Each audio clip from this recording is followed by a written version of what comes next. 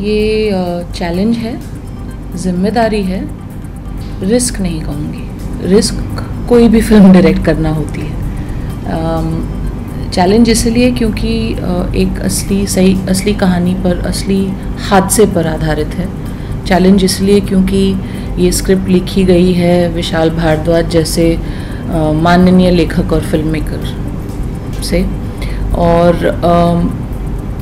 Challenging इसलिए क्योंकि इसमें ऐसे एक्टर्स हैं जो अपनी मतलब बहुत ही ऊंचे स्तर पर उन्हें माना जाता है एज परफॉर्मर्स, और ये सब एक दूसरे से पहले काम कर चुके हैं एक दूसरे के साथ। इसमें मैं न्यू कमर हूँ, तो इन सब का भरोसा पाना चैलेंजिंग था। जिम्मेदारी इसलिए क्योंकि कहानी जो है वो एक रियल हादसे पे आधारित है। इसमें जो पात्र हैं वो जिसके ऊपर ये लोग, जिन लोगों के ऊपर ये पात्र बेस्ड हैं वो जीवित हैं, और किसी को ऑफेंड ना करें। ये फिल्म किसी को भी ऑफेंड ना करे, किसी की सेंसिबिलिटी को ऑफेंड ना करे, वो सबसे बड़ी जिम्मेदारी होती है। ओके, गुलजार साहब की मैं बात करूँ या विशाल जी की बात करूँ, एक खास रिश्ता है उनके बीच, मुझे लगता है, चाहे वो फिल्म मेकिंग के माध्यम से हो, उनका निजी रिश्ता हो, वो जो रिश्ता है आपस में, उस रिश्ते का भी, उस रिश्ते की वजह से भी बहुत कुछ फिल्म के लिए भी बेहतर हुआ होगा जी। मानती हैं आपकी एक खास ट्यूनिंग है। ये फिल्म होती नहीं अगर वो रिश्ता नहीं होता, तो ये फिल्म होती नहीं। क्योंकि मतलब मैं विशाल जी को जानती हूँ उनके पापा के साथ जो रिश्ता है उसकी वजह से। वो मतलब उनका जो प्रोफेशनल एसोसिएशन वो तो है, लेकिन इतने साल जब आप साथ काम करते हैं तो you become like a part of the family. वो मतलब मेरी तरह, मेरे भाई की तरह हैं। और हालांकि हमने प्रोफेशनली कभी एक साथ काम नहीं किया, लेकिन उम्मीद कई सालों से रही। कई स्क्रिप्ट्स पे हमने डिस्कशंस भी की, और खुशकिस्मती है कि अब जाके ये बात मुकम्मल हुई है। क्या ये भी एक वजह थी कि आपने बहुत वक्त से फिल्में नहीं करी? क्योंकि जब तक मुझे यकीन नहीं है, या मेकर को यकीन नहीं है, या विशाल जी की बात करूँ या गुलजार साहब की बात करूँ कि हाँ सिनेमा लगना चाहिए, सिनेमा हो रियल, जब हम इस तरह का सब्जेक्ट उठाते हैं तो उसमें बहुत रियलिज्म दिखाने की जरूरत होती है। तो क्या ये भी एक वजह रही आपने काफ़ी वक्त से? नहीं, मैं अपने बच्चे को संभाल रही थी। पिछले 5 साल मैंने, मतलब मेरा बेटा पैदा हुआ और उसके साथ मुझे अपना वक्त उसे देना था। वो भी मेरे लिए ज़रूरी है फिल्म बनाने के साथ साथ। तो जो वक्त की आप बात कर रहे हैं उसकी वजह ये है, एक बार जब फैसला कर लिया कि ठीक है बच्चा बड़ा हो गया है, उसकी परवरिश पे कोई बुरा असर नहीं पड़ेगा अगर उसकी माँ वापस काम पे चली जाए, तब जब ये फैसला लिया कि ठीक है अब फिल्म बनानी है, तो उन्हीं बातचीत के दौरान तलवार का सब्जेक्ट, कई सब्जेक्ट्स में से इसका भी जिक्र हुआ, और फिर तब मैंने कहा कि नहीं, अगर फिल्म बनानी है तो मैं इस पे ज़रूर बनाना चाहूँगी। अगर मैं आरुषि हत्याकांड की बात करूँ, जिस तरह से पूरा का पूरा मुद्दा गरमाया, अलग अलग वर्जन आए, और वही हम अपनी फिल्म के माध्यम से अलग अलग दिखा रहे हैं जी। कुछ लम्हे ऐसे भी होंगे जहाँ एक माँ की ममता के पॉइंट ऑफ व्यू से दिखाया जा रहा होगा कि आरुषि की बॉडी पड़ी है और कौन कना आती है, वो उस तरह के सीन पिक्चराइज करना कितना जज्बाती रहा आपके लिए? नहीं, हमने तो वो भी किया है, और फिर वही माँ अपनी बेटी के मर्डर के बाद हस्बैंड को हेल्प कर रही है क्राइम सीन की सफाई में, तो वो भी है। तो दो धारी है ये फिल्म, तलवार की तरह एक्चुअली। आसान नहीं होता ये सब करना, क्योंकि लाश हमेशा उस 14 साल की बच्ची की ही होती है, मर्डरर कोई भी हो, या उस 50 साल के आदमी की। लेकिन इसी वजह से ये कहानी पर फिल्म बनाना भी ज़रूरी ही है, इन्हीं वजहों की वजह से। ओके, 3 अलग अलग वर्जन है, सबके अपनी अलग अलग 2 वर्जन्स हैं, 3 इन्वेस्टिगेशंस हैं, लेकिन वर्जन्स 2 हैं। ठीक है, जो 2 वर्जन की आप बात कर रहे हैं जी, मेघना जी, इतना सब कुछ हो जाने के बाद जी, एज एन इंडिविजुअल आपको क्या लगता है कि लोगों तक जो बात पहुंचनी चाहिए थी, या जिसने ये अपराध किया, क्या वाकई में इंसाफ हो पाया है, या अभी भी सब कुछ अधर में है? इस मुद्दे पे चर्चा अभी तक इसीलिए जारी है क्योंकि लगता है कि कहीं ना कहीं ये बात पूरी हुई नहीं है, या पूरी तरह से इंसाफ हुआ नहीं है, या इन्वेस्टिगेशन के द्वारा जितने सारे जवाब हमको मिले हैं वो पूरी तरह से कन्विंसिंग नहीं है। जब इस तरह की शंकाएं होती हैं तभी जाके मामला चर्चे में रहता है ना। तो नेचुरली ये सब चीज़ें हैं लोगों के जहन में, इसीलिए हम अभी भी इसके बारे में चर्चा करते हैं। ओके, इरफान खान साहब, कौनकना जी, इरफान के बारे में बोलने की जरूरत नहीं है, कौनकना के लिए भी बोलने की इस फिल्म में जितने लोग हैं किसी के बारे में भी बोलने की जरूरत नहीं है। No one needs an introduction. यकीन है, even the man who played Aarushi's father. Absolutely. Casting कितनी इंपॉर्टेंट रही, और कास्टिंग में गुलजार साहब का, विशाल जी का, दो गुलजार साहब का अलग फील्ड काम किया है उन्होंने फिल्म को लेकर, इन्वॉल्वमेंट कितना था कास्टिंग को लेकर? इट वाज योर कॉल की आई वांट इरफान और I want Konkona? No, thankfully Gulzar साहब की जो पार्टिसिपेशन थी वो कम ही रही, because he remained at the level, क्योंकि because he didn't contribute in the writing, he didn't contribute in the dialogue और the script, his contribution was on the lyrics. जो भी मतलब फिल्म की शूट कंप्लीट होने के बाद हमने गानों पर काम किया, क्योंकि इसमें लिप सिंक वाले गाने तो थे नहीं। इस कास्टिंग के प्रोसेस में विशाल जी, मेरे कास्टिंग डायरेक्टर हनीत रेहान और मैं, हम तीन ज़्यादातर इस पर डिस्कस करते थे। लेकिन सबसे अच्छी बात ये थी कि नाम सबके दिमाग में वही आते थे हर एक कैरेक्टर को लेके, चाहे वो इरफान खान हो, चाहे वो कौनकना हो, चाहे वो नीरज कबीर हो, चाहे वो इस फिल्म में बाकी जितने मतलब एस्टीम्ड एक्टर्स हैं, अतुल कुमार हैं, गजराज राव हैं, सोहम शाह हैं, बहुत सारे मतलब एक्टर्स हैं इस फिल्म में जो they are very very established in their own right. ये सारे जो हैं ये बहुत ही यूनानिमस डिसीजंस थे, तो क्रिएटिवली बहुत सेटिस्फैक्शन होती थी ये जान के कि we are all on the same page. और आसानी सब मतलब खुशकिस्मती इस बात की थी कि जिस एक्टर के पास हम गए, जिस भी कैरेक्टर के लिए, उन्होंने हाँ कर दी और हमें उसके सेकंड ऑप्शन के पास जाने की ज़रूरत नहीं पड़ी। ओके, गुलजार साहब ने क्या फिल्म देखी है, और गुलजार साहब का किसी भी चीज़ के लिए अपनी राय व्यक्त करना, उनका किसी के लिए, किसी बात के लिए, किसी मुद्दे के लिए कुछ कहना बहुत मायने रखता है। आपका तो खैर मसला ही अलग है, लेकिन क्या उन्होंने फिल्म देखी और उनका क्या रिएक्शन है गुलजार साहब? उन्होंने फिल्म देखी। हम जब टोरंटो के लिए प्रिंट तैयार कर रहे थे तो सबटाइटल प्रिंट चेक करना था, तो उस वक्त मैंने उन्हें फिल्म दिखाई। बहुत ही he was very moved by the film.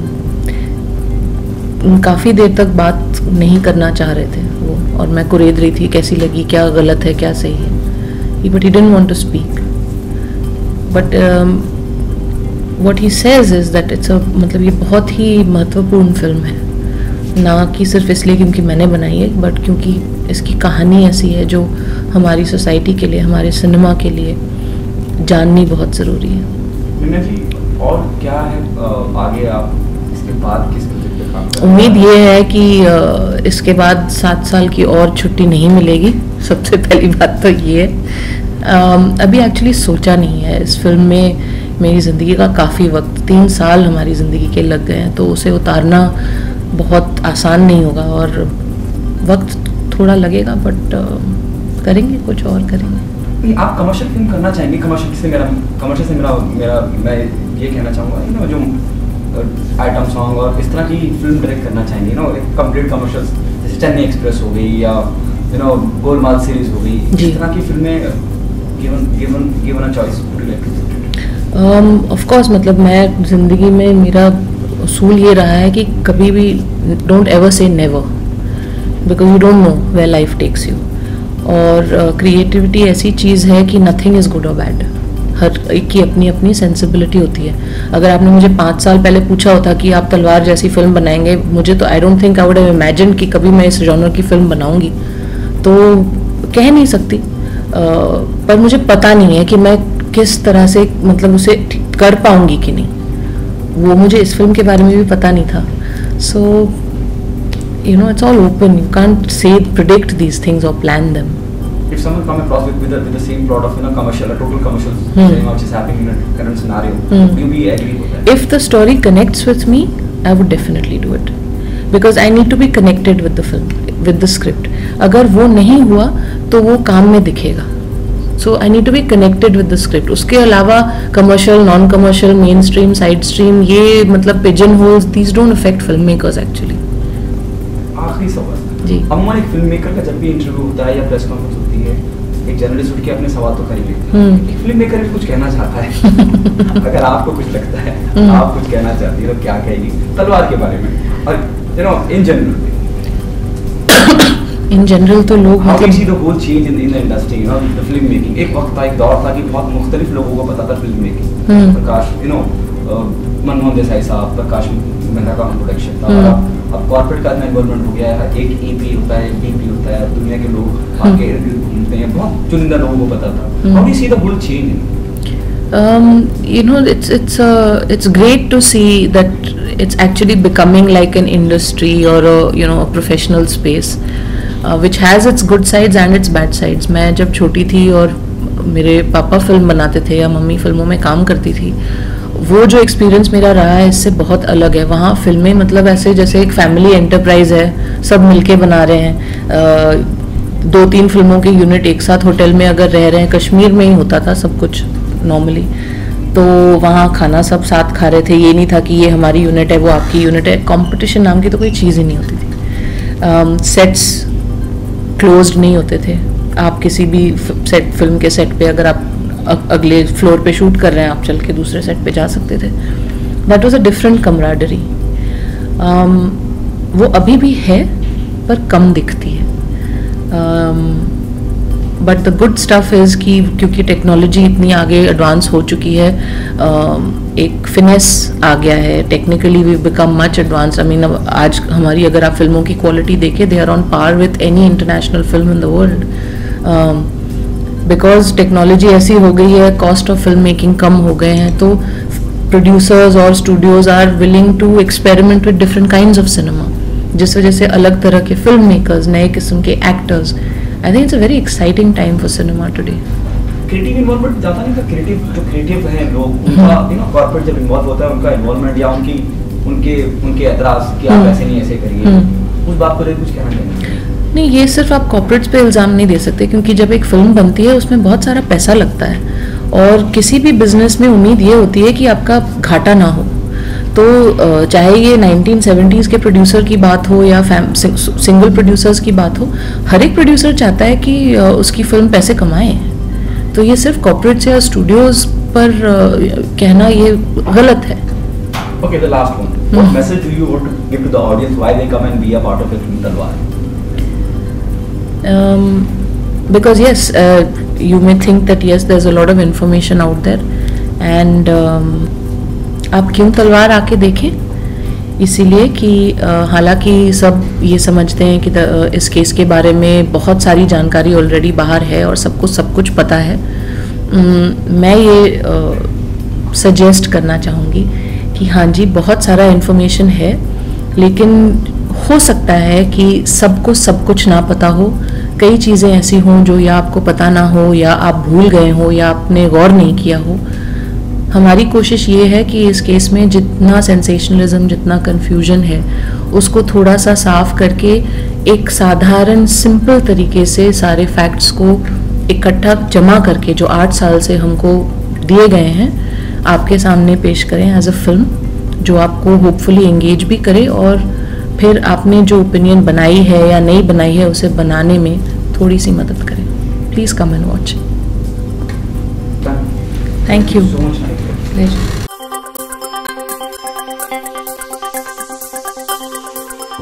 हाँ साहब, तलवार जैसी फिल्म का हिस्सा बनना ये चैलेंजिंग था या रिस्क था? दोनों था। शुरू में जब ये वर्जन मैंने पढ़ा तो बहुत सारे सवाल भी आए कि क्या यही सही वर्जन है, और हालांकि इसमें दोनों तीनों वर्जन दिखा रहे हैं। तो पहले तो कंसर्न दिमाग में ये आया कि ये जो है एक बहुत ही जिम्मेदारी की बात है इस बात को कहना, क्योंकि इसमें कुछ भी फिल्मीकरण नहीं है चीज़ों का। इसमें जो है फैक्ट्स को आप सामने ला रहे हैं और जो हुआ है उसी को ला रहे हैं। इसमें सिनेमा बनाने की लिबर्टी आप नहीं ले सकते हैं ज़्यादा। यही लिबर्टी ले सकते हैं आप कि आप पक्षों को कैसे रख रहे हैं सामने। तो वो एक दोनों चीज़ें थी साथ में। तो इसीलिए पूरी फिल्म के दौरान जो है वो सतर्कता हमेशा बरकरार रखनी पड़ी। कई बार कई सवाल आते थे जो इसके जवाब नहीं होते थे, तो वो आप कई लोगों से कंफर्म करते थे, देन वो सीन करते थे आप। तो इस तरह की चीज़ें करनी नहीं पड़ती हैं बाकी फिल्मों में। बाकी फिल्मों में आप सीन के इमोशन पे ध्यान देते हैं, हाँ, इसमें इमोशन से ज़्यादा आपको ध्यान रखना था कि आप जो कह रहे हैं वो सही कह रहे हैं कि नहीं कह रहे हैं। ओके, यू नो, गुलजार साहब की बात करूँ या मैं विशाल जी की बात करूँ या मैं आपकी बात करूँ, एक खास रिलेशन है आप लोगों के। गुलजार साहब का विशाल साहब का है, मेरा और विशाल साहब का भी है। विशाल साहब गुलजार मैं साहब आपको मकबूल से कनेक्ट कर रहा हूँ, और जिस तरह का एक पर्सनल लेवल पे भी है और ज़ाती तौर पे भी प्रोफेशनली भी जी। आपको लगता है कि आप जब एक मेकर जिससे एक अलग तरह का रिश्ता आप शेयर करते हैं, उसकी बात या उसका कॉन्सेप्ट या उसका कंटेंट ज़्यादा जल्दी समझा जाता है, और एक ट्यूनिंग भी बहुत ज़रूरी होती है जब आप फिल्म मेकिंग की बात करते हैं, और तलवार जैसा सेंसिटिव सब्जेक्ट पे जब आप काम करते हैं। हाँ, एक भरोसा आपको ज़रूर होता है क्योंकि एक जिम्मेदार आदमी कहानी लिख रहा है, आपको उसके इंटेंशंस पता है कि वो क्यों लिख रहा है, और आपको ये पता है कि इसलिए नहीं कर रहा कि चलो एक केस है, इस पर एक फिल्म बना लो और ये फिल्म चल जाएगी। उसका कंसर्न दूसरे हैं कि ये इस तरह की चीज़ें हुई थी इस केस में, तो वो बताना मुझे ज़रूरी है। तो वो कंपल्शन जो है वो ज़्यादा प्योर है और ऑनेस्ट है, तो आपको उस तरह का भरोसा ज़रूर आता है। एंड देन गुलजार साहब के साथ मेरा भी रिश्ता रहा है। जब मैं टेलीविज़न करता था, उन्होंने मुझे कई मौके दिए थे टेलीविज़न में अपनी कहानी करने का, और उनका एक एक सम्मान है उनका हमारे मन में। और उनकी बेटी जब इतनी अहम कहानी साथ में लेके आई, तो आपका भी मन करता था कि हालांकि मुझे अपने रोल में बहुत कुछ नहीं दिखा कि मैं ये फिल्म अदरवाइज़ मैं नहीं करता, लेकिन ये सब टीम की वजह से मुझे लगा कि नहीं, इस टीम का हिस्सा बनना चाहिए क्योंकि ये एक इम्पॉर्टेंट फिल्म है। ओके, ऐसा भी हुआ है कि वाइल डिस्कशन विद मेघना और विद विशाल साहब, क्योंकि सोच एक जैसी है, अरे बड़ा फिल्मी लगेगा यार, ऐसे नहीं करते ऐसे करते हैं, क्योंकि सोचें मिलती हैं, वो भी काम करता है। वो कई बार फिल्म करने के पहले ही आपको अंदाज़ा होता है कि इसको किस शैली में बनाएंगे आप, तो उसकी क्लैरिटी होना बहुत ज़रूरी होती है। और वो कई बार जो है सम्मिलित तरीके से डिसीजन लिए जाते हैं, कई बार इंडिविजुअली प्रोड्यूसर डायरेक्टर ले लेते हैं, लेकिन इसमें बहुत सी चीज़ें डिस्कस हुई थी पहले कि किस कैमरामैन को लेना ज़रूरी है, किस तरह का इसका फील होगा, क्या तो ये सारे डिस्कशंस शुरू में हुए थे।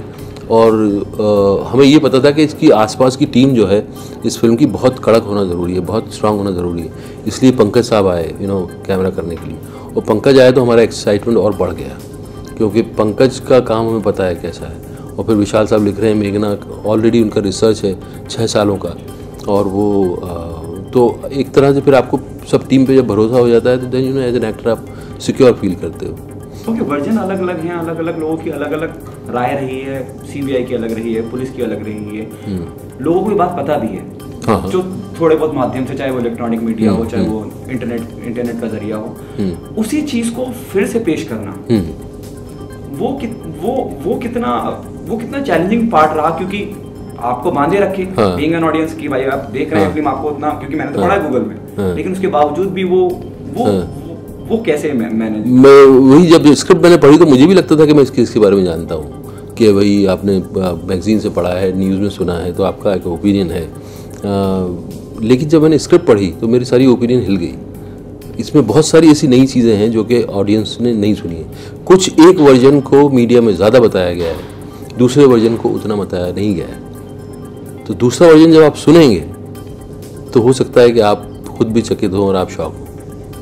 तो जो किरदार आप निभा रहे हैं अरुण कुमार का, if I am not wrong, please make me correct if I am wrong, उसके लिए क्या तैयारी करी इरफान आपने, और या फिर मेघना ने जो कहा, you went through the directors point of view. ऐसा हो सकता था कि आप डायरेक्टर के पॉइंट ऑफ व्यू से जाएं, लेकिन इस तरह की फिल्में नहीं। इस तरह की फिल्में आप जब आ रहे हैं तो आपकी एक भी जिम्मेदारी होती है, और आप एज ए ह्यूमन बीइंग आपको लगता है कि आप कुछ गलत बात ना उजागर करें फिल्म के अंदर, क्योंकि आप सच खोजना चाह रहे हैं और आप चीज़ों पर रिफ्लेक्ट कर रहे हैं, तो उसमें आपको अपनी समझ पे भरोसा रखना पड़ता है, अपनी समझ पे डिपेंड करना पड़ता है। कई बार ऐसा होता था कई चीज़ों के सवाल जवाब नहीं मिलते थे, तो डेफिनेटली अलग अलग लोगों से आप कंसल्ट करते थे, चाहे वो जिनका रोल मैं कर रहा हूँ उनसे, या मेघना से, या विशाल साहब से। तो उसकी वजह से कई चीज़ें चेंज भी हुई हैं फिल्म के अंदर, कि एक पॉइंट तक आपने शूट किया, उसके बाद आपको लग रहा है कि यार ये तो हमने बता दिया, फिर वो क्यों नहीं बताएं, तो वो भी बताना ज़रूरी है। तो देन फिल्म जो है 5 महीने तक रुकी रही, क्योंकि उसकी रिसर्च चलती रही, उसके लोगों से मिलते रहे, उन लोगों से मिलना आसान नहीं था, तो फिर उन लोगों से मिल के फिर नया सीन लिखा गया। तो ऐसे कई चीज़ें बदली हैं फिल्म के अंदर। What you think is the USP of the film? The way it is written, the way it is shot, as you said, the Pankaj comes in and your excitement goes up being an actor, क्योंकि technically वो चीज़ें उतना realism लगना चाहिए कि हाँ एक घर है और दिल्ली में इस तरह की कॉलोनियाँ हुआ करती हैं और यहाँ पे पानी की टंकी रखी हुई थी और करेक्ट क्योंकि इसका यूएसपी यही है कि इस तरह का एंगेजिंग ड्रामा आपने देखा नहीं है। हिंदुस्तानी फिल्मों ने इस तरह की चीज़ों को उतनी उतने इंटरेस्टिंग तरीके से पेश नहीं किया है। हम लोग जब फिल्मीकरण करने लगते हैं चीज़ों का तो बहुत ही जो है वो उथला रह जाता है। इसमें हार्ड फैक्ट्स को इतना एंगेजिंग बनाना और इतने वर्जन्स दिखा के ऑडियंस को बांधे रखना, ये बहुत ही कठिन फिल्म है किसी भी डायरेक्टर के लिए पुल ऑफ करना। और जब मैंने पहली बार देखी वहाँ टोरंटो में तो मुझे बहुत रिस्पेक्ट हुई मेघना की, जिस तरह से उसने पुल ऑफ की है फिल्म। ओके, गुलजार साहब ने फिल्म देखी है, मेघना से हमने बात की है, मेघना से he is moved by after watching, और वो उन्हें कुरेदती भी रही कहीं। बताइए मतलब आप कहना क्या चाह रहे हैं, आपको क्या लगा? आई थिंक उनको one of the best compliments जो मेघना को मिला, गुलजार साहब ने कहा कि मेरी सारी फिल्मों से आगे है फिल्म। ओके इरफान, आप और एक बात और उन्होंने कही कि वो बहुत देर पूछती रही, तो उन्होंने कहा कि भाई थोड़ी देर चुप रहने दो, फिल्म आपको सोच में डाल देती है। तो ये इस फिल्म का कॉम्प्लीमेंट है एक तरह से। ओके इरफान, आपसे और पूछना चाहूँगा कि कमर्शियल मेन स्ट्रीम सिनेमा की मैं बात करता हूँ, जब चेन्नई एक्सप्रेस और गोलमाल सीरीज वगैरह इस तरह का कमर्शियल सिनेमा करना चाहेंगे, हालांकि पीकू से शुरुआत कर दी आपने, लेकिन फिर वो भी बहुत सोची समझी एक अच्छी स्क्रिप्ट, एक अच्छा जहाँ ज्यादा हीरोइज्म नहीं है कि पेड़ के इर्द आप घूम रहे हैं, लेकिन हीरो है, हीरान सा travel agency but still is a hero. बहुत रियलिस्टिक, वो उस तरह के स्पेस में जज्बा है, जज्बा थोड़ी उस स्पेस में है। और मतलब अगर उसमें थोड़ा भी कुछ करने को मिल जाए तो फिर मज़ा आता है। अगर कुछ भी करने को ना हो, सिर्फ आप जो है अपनी स्टाइल ही दिखा रहे हैं, तो उसमें उतना दिलचस्पी नहीं होती आपकी। कुछ तो हो, लाइनें हो, वन लाइनर्स हो, कुछ इंटरेस्टिंग सीन हो, चाहे फिल्मी सीन हो लेकिन इंटरेस्टिंग सीन हो, तो ज़रूर करना चाहेंगे आप। क्या यही वजह आप ज़्यादा फिल्में नहीं करते हैं, या फिर कमर्शियल मेकर्स को ज़्यादा एंटरटेन नहीं करते हैं? यार दिल पे लगने की बात है कि अगर अच्छी लग रही है कहानी और उसमें करने के लिए कुछ है आपके पास, तो आप करते हैं, उसमें चाहे कमर्शियल हो चाहे नॉन कमर्शियल हो। बहुत सारे ऐसे डायरेक्टर हैं जो कि बहुत अपने आप को अच्छा फिल्म मेकर मानते हैं और जो है वो पैरेलल फिल्में बनाने का मतलब दावा करते हैं, पर मुझे कई बार उनकी बहुत से लोगों की स्क्रिप्ट पसंद नहीं आती हैं। मेरे हिसाब से जो मुझे एंगेजिंग लगता है मैं वो फिल्म करता हूँ, चाहे फिर वो उसको आप कमर्शियल तरीके से देखो या आप बोलो कि यार ये जो है दूसरी किस्म का सिनेमा है। तो मैं उस तरह से नहीं जज करता, मुझे तो कहानी ठीक लगना चाहिए। ओके, एक मैगजीन ने कहा है कि you are the real Khan. तो बाकी क्या अनरियल है क्या? ऐसा थोड़ी होता है। आप खान साहब कैसे रिएक्ट करते हैं? नहीं, यू द रियल खान। उन लोगों का सबका अपना अपना योगदान है जिसकी वजह से इतने सालों से टिके हुए हैं। ऐसे तो कोई फ्लूक में थोड़ी इतने सालों तक कितना लोगों के दिलों पर राज कर सकता है। सबकी अपनी अपनी अदाएं हैं, सबके अपने अपने यूएसपीज हैं जिसकी वजह से लोग उनको पसंद करते हैं और उस पर वो मेहनत करते हैं लोग बहुत। हाँ साहब, whom do you see as a good actor in the current scenario, in the current chunk of the actors? बहुत सारे लोग हैं, एक नहीं है। इस फिल्म के अंदर गजराज की परफॉर्मेंस देखिएगा, आपको मज़ा आ जाएगा। गजराज है, नीरज कवि है इस फिल्म के अंदर, और भी बहुत सारे यंग एक्टर्स हैं जिनको आपने कभी देखा नहीं लेकिन इतनी ब्रिलियंट परफॉर्मेंसेज है। संजय मिश्रा मुझे बहुत पसंद है। संजय मिश्रा की कुछ एक फिल्म आई थी अभी, वो जो बड़ी अच्छी लगी थी मुझे। कई लोग आंखों देखी, कितनी खूबसूरत परफॉर्मेंस करी। और बहुत सारे यंग एक्टर्स आ रहे हैं जो कि आउटस्टैंडिंग एक्टर्स हैं। Whom do you see as a star in the industry? Star तो यही है जो है, अक्षय कुमार है, सलमान खान है, शाहरुख खान है, आमिर खान है, ऋतिक रोशन है, यही है गिने चुने। अजय देवगन है। The last one. Do you think star can be an actor? Yes, why not? In Hollywood there are stars and actors. They're both. They're stars and they're also actors. हमारी इंडस्ट्री में एक ही चीज़ से काम चल जाता है, तो ज़्यादा मतलब उस पर एनर्जी खर्च नहीं करते। और वो ठीक भी है, वो उस तरह के सिनेमा को ज़रूरत नहीं है उस तरह की एक्टिंग की। बट बाहर के सिनेमा में इस तरह की ज़रूरत पड़ती है, जहाँ के मतलब अगर जॉनी डेप है तो वो स्टार भी है, वो एक्टर भी है। बहुत सारे ऐसे लोग हैं जो स्टार हैं और एक्टर भी हैं। This is one of the best phase of your life in terms of professional. I think it's the best phase of Indian film industry also because it's growing and it's getting better and better. And I have more choices now, and I have my audience, and I would try to give them engaging cinema, as much as possible in my, whatever.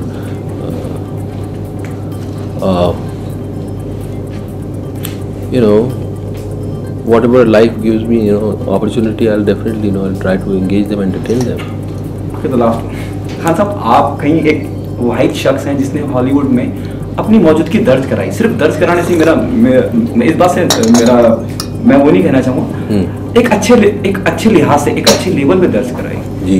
किसे grade देते हैं आप? अमूमन जब भी press conference में पूछा था, आप कहते हैं भाई एक अच्छा एजेंट पकड़ लीजिए और आप पहुंच जाएंगे वहाँ तक। ऐसा अमूमन होता नहीं है। नहीं, ऐसा नहीं होता है। ऐसा मुझे खुद को नहीं पता यार, ये कैसे हुआ है ये। एंड आप वैसे कोशिश करोगे तो it's a tough thing, it's a very tough thing, very difficult industry, it's very competitive industry Hollywood. उसमें मैं तो ये बोलूँगा कि यार चांस की बात है, वो हो गया I don't know any formula जिससे हो सकता है। एक एक्टर की भी उतनी अहमियत होती है कि एक्टर अपने आप में एक मकाम रखता है। यकीनन उसकी एक्टिंग से मुतासिर होके, इम्प्रेस होके तो हिस्सा बनता है। Hollywood there are so many cases, but you are the only one who जो वाकई में उस मकाम पे है वहाँ हॉलीवुड की। अगर मैं बात करूँ, लोगों ने काम किया है लेकिन बहुत छोटा थोड़ा सा काम किया, लेकिन आई थिंक बहुत लंबा काम ओमपुरी ने किया है। उस वक्त मीडिया इतना था नहीं, इसलिए उसके बारे में उतनी बात नहीं हुई, लेकिन ओमपुरी ने बहुत काम किया है बाहर के उसमें, और काफ़ी फिल्में उन्होंने अच्छी फिल्में की। बट उस वक्त इतना ज़्यादा नहीं था मीडिया, तो इतनी चर्चा नहीं हो पाई उसकी। और आने वाले समय में बहुत सारे ऐसे एक्टर होंगे जो कि हॉलीवुड उनको यूज़ करेगा ज़रूर। ये हॉलीवुड जो है वो टैलेंट देख रहा है, उसको टैलेंट कहीं भी दिखता है दुनिया में, वो उसको यूज़ करता है। They are very alert. आप में टैलेंट देखा? वो मेरी बाई चांस फिल्म जो है मुझे करने का मौका मिल गया, and they liked my performance, and I kept doing films where I maintain my reputation, and my audience has grown in Hollywood, and I'll try my best, to expand it as much as possible. Thank you, Hans. Thank you, Jara.